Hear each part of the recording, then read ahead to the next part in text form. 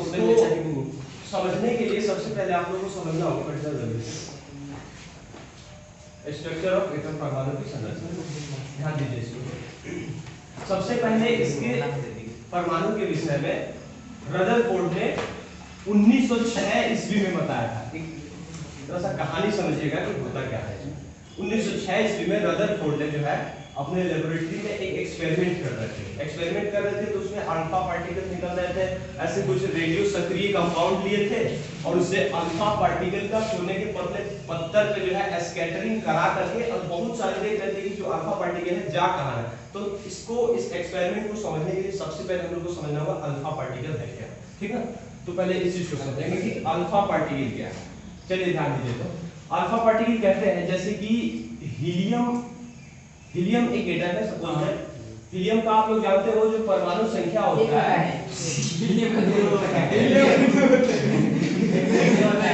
और नालम का है छोड़ दो। एटॉमिक नंबर जो इसका होता है 2 और एटॉमिक जो वेट होता है वो 4 होता है। अच्छा, एटॉमिक नंबर क्या होता है ये बता सकते हो क्या?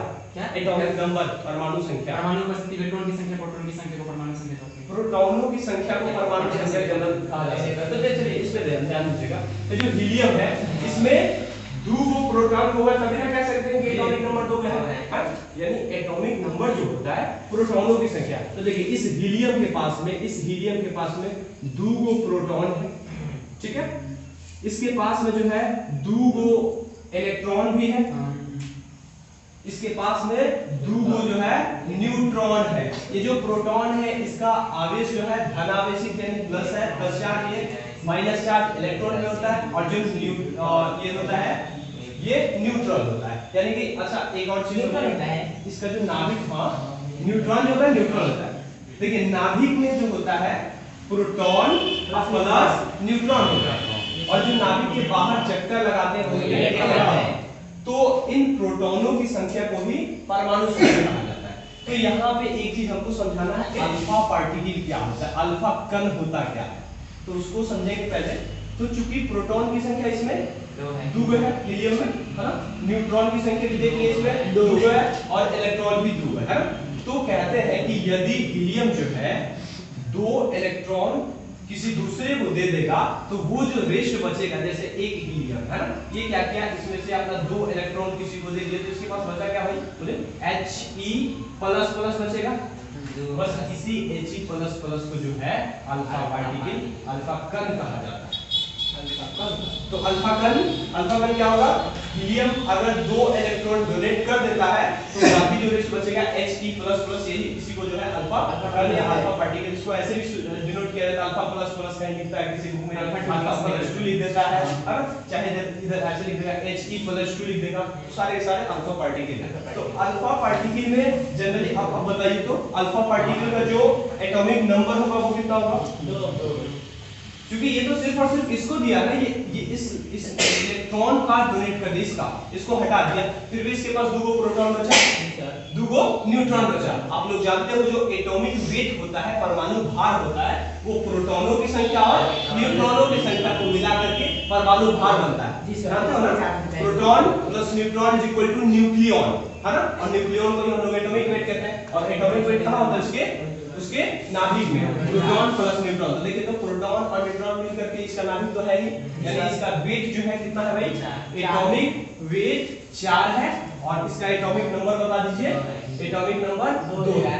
देखिए एक चीज ऑब्जेक्टिव में बार-बार पूछता रहता है कि अगर किसी रेडियो सक्रिय कंपाउंड से एक अल्फा कण निकाल लिया जाए तो उसके परमाणु भार पे क्या प्रभाव पड़ेगा, चाहे उसके परमाणु संख्या पे क्या प्रभाव पड़ेगा। ऐसा पॉलिटेक्निक में 3-4 बार बोलते हैं कंटिन्यू, है ना।